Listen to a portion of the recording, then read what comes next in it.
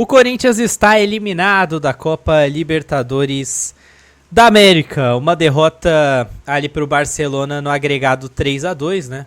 Uma atuação vexatória lá no Equador. Uma derrota por 3-0 onde nada funcionou para o Corinthians. Agora uma vitória por 2-0 em Itaquera. Um ótimo resultado se você ignorasse a primeira etapa. O Corinthians até não fez uma partida ruim, na minha opinião, em Itaquera, mas a gente vai conversar bastante sobre esse jogo na partida de hoje. Eu sou Rian Harada, sou jornalista aqui da tela da RWE 360, narrei inclusive esse jogo e, como não escondo meu time, sou corintiano.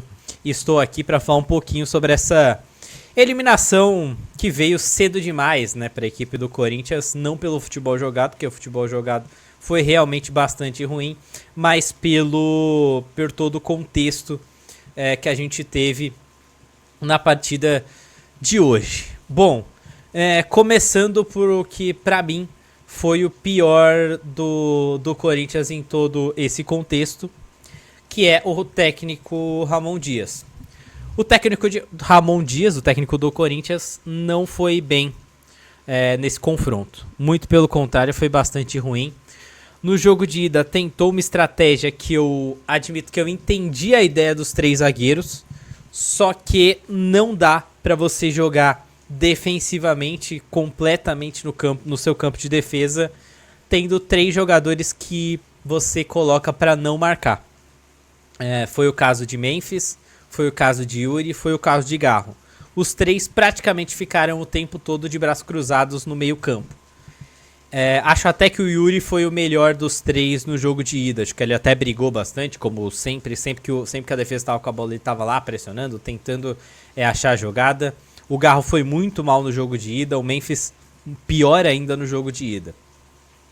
Quando a gente olha para a partida de volta, a partida que aconteceu na Neoquímica Arena, na noite dessa quarta-feira, o Corinthians teve uma atuação, obviamente, muito superior ao que teve no Equador, o que não é tanto mérito, assim, porque a partida no Equador foi realmente muito ruim, né?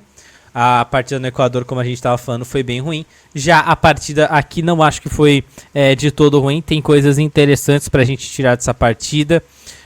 Tem algumas atuações legais, para não ficar só do lado negativo. A gente tem o Carilho, que fez uma grande partida, atuando numa função que, sinceramente, eu não entendo o motivo do Ramon e do Emiliano insistirem nele como um primeiro volante em vários jogos.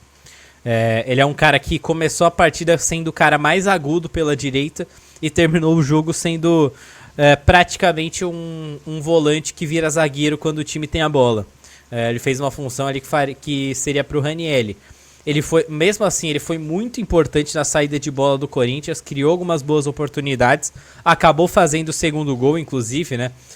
Num lance meio bizarro. A gente vai falar um pouco mais sobre isso daqui a pouco. Mas, para mim, foi mais um erro do Ramon Dias a má utilização, aliás, do Carilho. O Ranieri foi o titular ali, o Corinthians usou ali sua escalação que hoje é vista pelo técnico e também, imagino que por boa parte da torcida, como o time ideal, com Hugo Souza, Mateuzinho, Félix Torres, Gustavo Henrique e Matheus Bidu, Ranieri, Carilho, Martínez e Garro, Depay e Yuri Alberto como dupla de zaga. Esse quarteto no meio de campo. Uma escalação que era já o esperado da equipe do Corinthians, né? Até existia a possibilidade do Garro não jogar. Ele parecia bem fisicamente no jogo de hoje, apesar de ter cometido mais erros técnicos do que o normal, mas parecia bem fisicamente para a partida de hoje. Mas quando a gente olha para essa escalação inicial, é o time que já se esperava do Corinthians, é um time que consegue ser bastante ofensivo, um time que faz muitos gols, toma muitos gols, é verdade, mas hoje acho que teve até uma atuação bem sólida da defesa. Gostei do jogo que fez o Félix Torres e gostei defensivamente da partida que fez o Gustavo Henrique. O Mateuzinho também fez uma grande partida. Para mim foi um dos outros destaques do Corinthians. Para mim talvez tenha sido o melhor jogador do Corinthians na primeira etapa, inclusive o Mateuzinho.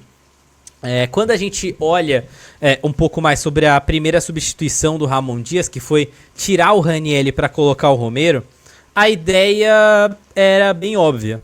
Você coloca um Romero, coloca mais um atacante, tira um volante, empurra um pouco mais a equipe do Barcelona no campo de defesa. Eu acho que até por um certo momento talvez tenha funcionado a estratégia de empurrar o Barcelona um pouco para trás.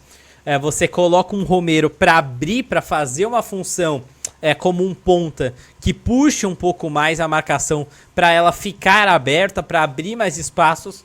Eu acho que foi essa a ideia do Ramon Dias. Só que o Corinthians não tem pontas no elenco. Corrigindo, o Corinthians tem um ponta no elenco, que é o Kaique. O Kaique não é utilizado pelo Ramon Dias. O Ramon não gosta do futebol do garoto.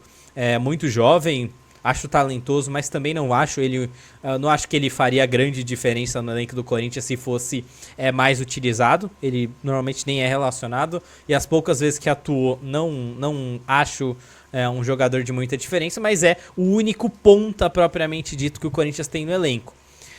E o Ramon, ele erra ao colocar o Romero muito aberto para dar esse espaçamento no campo, porque do outro lado ele coloca o Depay para fazer a mesma coisa, o Memphis, né? E aí você tira o que o Memphis vem fazendo de melhor nas últimas partidas, que é justamente a capacidade de criação, a capacidade do passe, a enfiada de bola, a entrada na área como um elemento que atrapalha muito e ajuda o Yuri Alberto. Tudo isso foi tirado do Memphis na partida de hoje, jogando de ponta esquerda. Na transmissão da RWE, eu e o Gustavo, que era o comentarista, né? Gustavo Rezende, comentarista aqui da RWE, a gente até brincava que o Memphis não joga de ponta desde o Manchester United, porque é basicamente isso, né? E ele foi uma função de ele ficava muito aberto, ajudando a espaçar o campo, e eu acho que isso não faz tanto sentido quando a gente olha para a partida que fez o Corinthians. Mas o que o Ramon poderia ter feito se essa ideia de espaçar o campo? Ele tinha os dois laterais mais ofensivos do elenco do Corinthians em campo. O Matheus Bidu, aberto, ele poderia abrir e espetar o Bidu na ponta pelo lado esquerdo e o Mateuzinho pelo lado direito. Seria uma solução, uma oportunidade. Isso, ao mesmo tempo, talvez deixasse a defesa desguarnecida. E aí, ele não tirando o Ranieri, e você tendo um José Martínez ali também ajudando, e o próprio Carille, você tendo essa trinca no meio campo, você consegue ali ajudar o Martínez talvez marcando um pouco mais pela esquerda, o Carille ali pela direita, ou invertido, os dois podem fazer os dois lados ali para ajudar na marcação. Teria funcionado, na minha opinião, mais do que a ideia original do Ramon de colocar aí o Romero como um ponta. Hoje o Romero é um segundo atacante, o cara que busca aproximação, invade a área para finalizar, é o que ele faz de melhor, ou prender bola no segundo tempo, matar o jogo, é uma coisa que o Romero faz muito bem, consegue atrapalhar muito o futebol de qualquer time jogando, de qualquer adversário, no caso, né, jogando dessa maneira.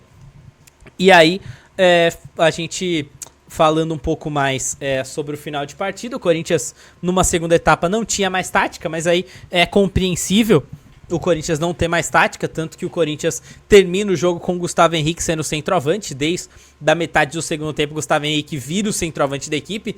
É um zagueiro bastante alto, né? Uma característica importante do Gustavo Henrique, marcante, né? Até do zagueiro que é do Corinthians. Ele tem 1,95 m, então ele é realmente bastante alto. Ele ganhou algumas bolas pelo alto, inclusive, ele participou muito. Mas ele não tem qualidade no campo ofensivo para finalizar, assim. Ele tem algumas dificuldades no campo ofensivo para finalizar. Ele falha em alguns lances de ataque que a bola foi alçada para ele. Era a jogada do Corinthians jogar a bola sempre que possível pro Gustavo Henrique.